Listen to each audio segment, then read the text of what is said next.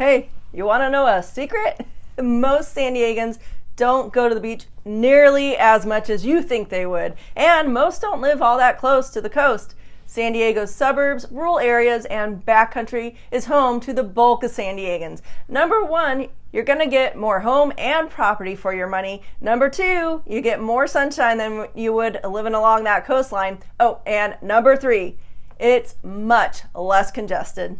So if that's something that sounds like you'd be interested in, then stick around, because in this video, we're going to explore the cities of Fallbrook, Valley Center, and Ramona. Hey, could these cities be a better match for you and your family's lifestyle? And more importantly, budget? Well, we're covering all of the need-to-know things today. Things like the latest housing stats, what commute times are like from these different areas, what the weather's like in this part of San Diego, and details about the schools and local amenities. Everything that you need to know to be confident you found the right place to call home. So let's check out Fallbrook, Valley Center, and Ramona now.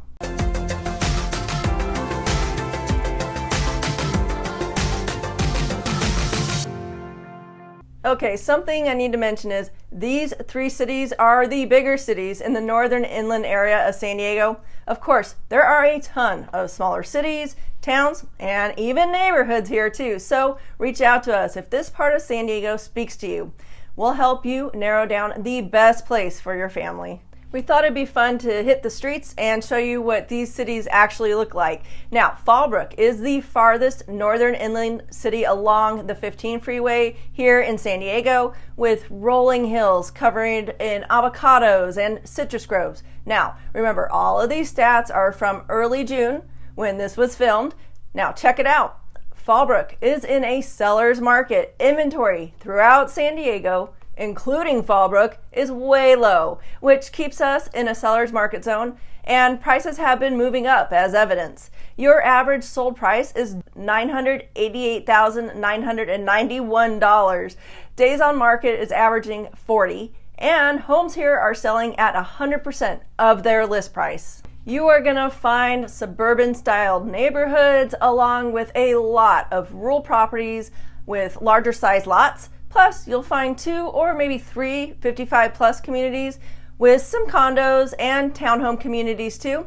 On the east side of the 15 freeway is where you're going to find most of the new construction developments here. Single-family homes average between less than 1,600 square feet to well over 3,000 square feet, and built between the 70s and the 90s.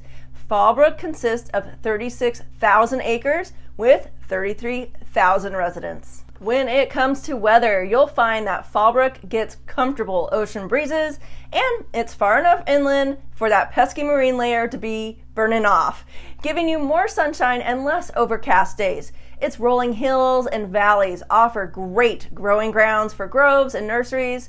Fallbrook's average January temperature is 65 degrees, and the average July temperature is 85 degrees. And you're looking at 165 days of sunshine a year. You've got pretty much one shopping and dining hub here on the west end of the city. In fact, there really is no big box type stores and just a few chain style stores.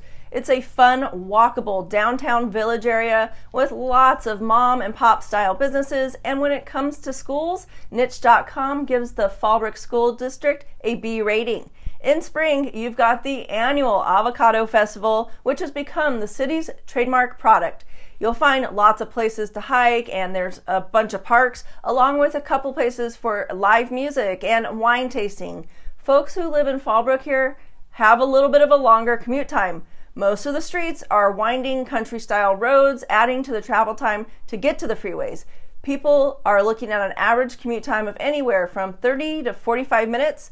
The 15 freeway in this part of San Diego is getting more and more congested. See, folks are using it to commute from Riverside County down to San Diego County for work. The reason is the cost of property and homes up in Riverside has been lower throughout the years. Now, to get to the airport in downtown San Diego, you're looking at an hour-and-a-half drive. Of course, that's going to depend on what the traffic's like.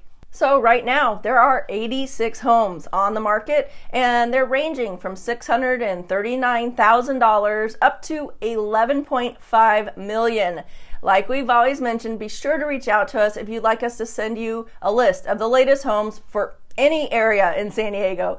It is so much easier and faster when you get them sent directly to your email from the MLS, and a much better use of your time than scouring all of the consumer lookalike sites. Next on our list is the city of Valley Center, another great rural city in northern San Diego County. It is 94 square miles, and an interesting fact is there is not a major freeway that lies within the city's boundaries.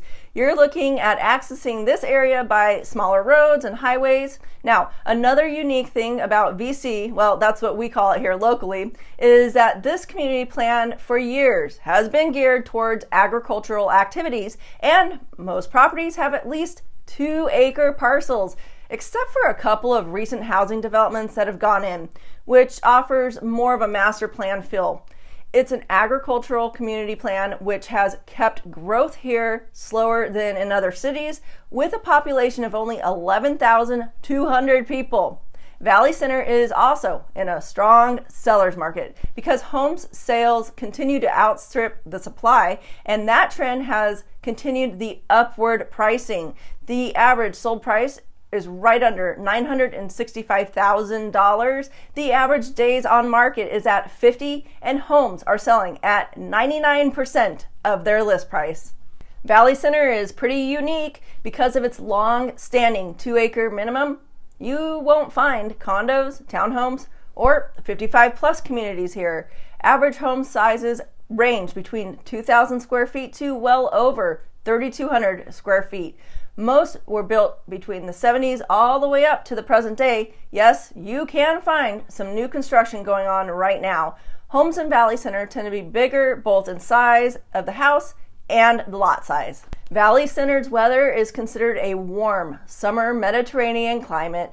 January's average temperature is at 65 degrees, and in July, you're looking at 91 degrees with 165 days of sunshine a year.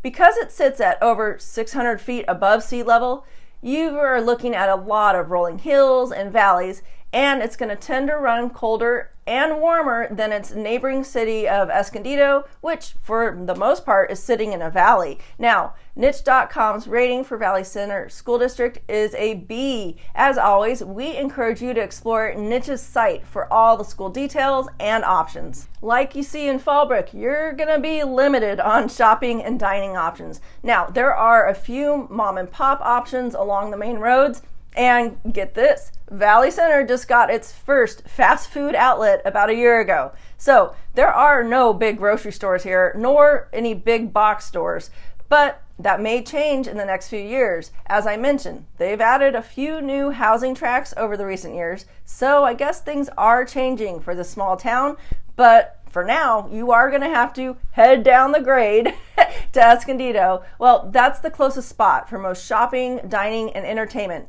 VC does have its fair share of fun things to do. There are plenty of parks and hiking trails, plus you're close to Palomar Mountain with the famous observatory. There's a couple campgrounds up there too.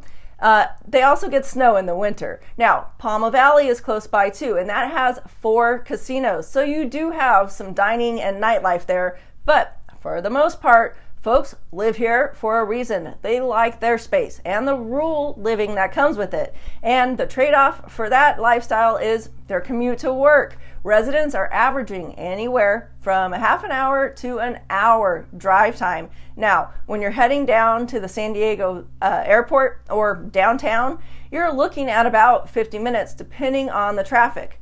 There are some famous residents out in this part of San Diego. Bill Murray has a place out in Palma Valley. Oh, and Eric Clapton and his buddy J.J. Cale came to mind. They partnered on that album Road to Escondido a while back. And right now, there are 31 homes on the market in VC, ranging from $709,000 up to $6.9 million. So you can tell there's a broad range of price points for homes too.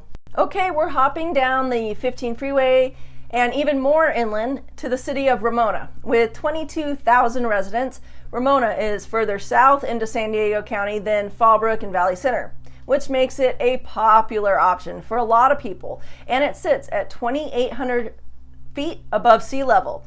This city has a lot more amenities than the previous two cities that we explored. Now, we're going to get into that in a minute here, but first, let's look at the housing info. Well, what do you know? Ramona is also in a strong seller's market. Surprise, surprise, demand continues to outweigh supply, so the upward pricing continues. We've seen a migration of people moving to the more rural areas in San Diego, especially within the past 5 years or so, and the number one reason is that they're getting priced out of the market in the central part of San Diego.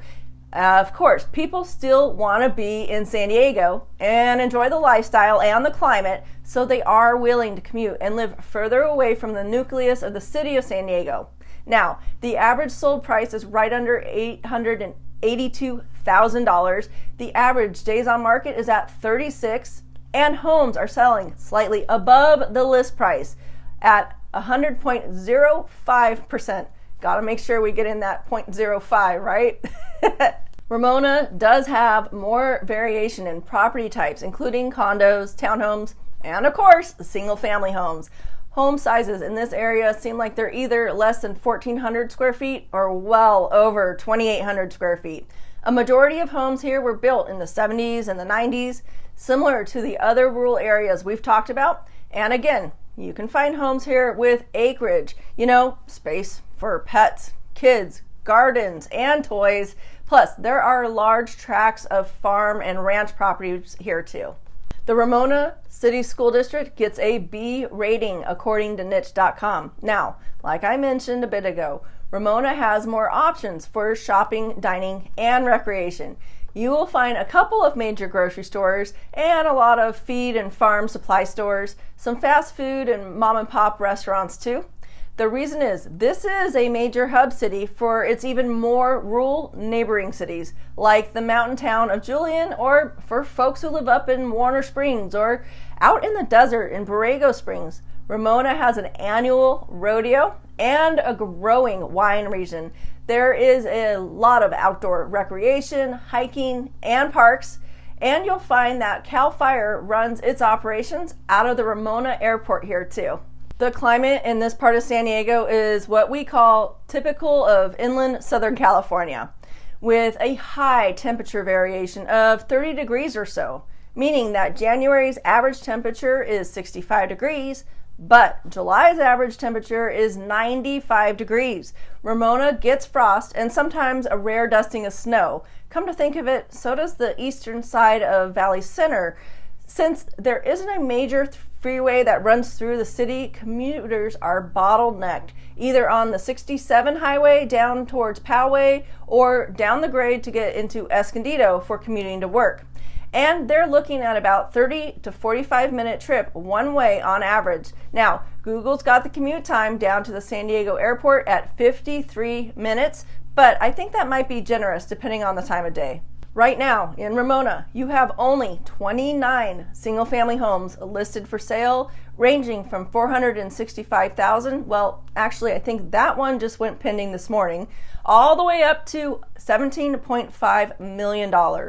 Hey, like we said in other videos, we are just scratching the surface with the info that we can share, so reach out to us. Let us know what you're looking for. With a quick conversation, we'll be able to offer some of the best areas that match your budget and your lifestyle. It's our job to match you up with the right community and home for your family. We've lived here for over 40 years. We know the ins and outs of most every city. Guys, this whole channel is for you. Now you've got expert guidance and years of experience on your side. We're excited to hear from you, and we cannot wait to help your family with your upcoming move. We'll see you on the next video.